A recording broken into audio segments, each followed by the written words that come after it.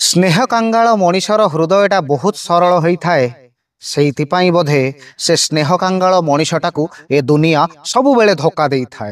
स्नेह कांगाल मनीषटा सबुबले बहुत सरल एवं निष्कपट होता है जो बोधे ए दुनिया द्वारा से प्रतारित होता है। स्नेह कांगाल मनीषटा समस्त को निजर बोली भावी थाए बोधे से से निज लोकों ठारू भी पर हो जाए। स्नेह कांगाल मनीषटा एठी समस्त स्नेह कांगाल हो जाए टिके टिके स्नेह भल पाइबा प्रेम पाई से पागल हो जाए।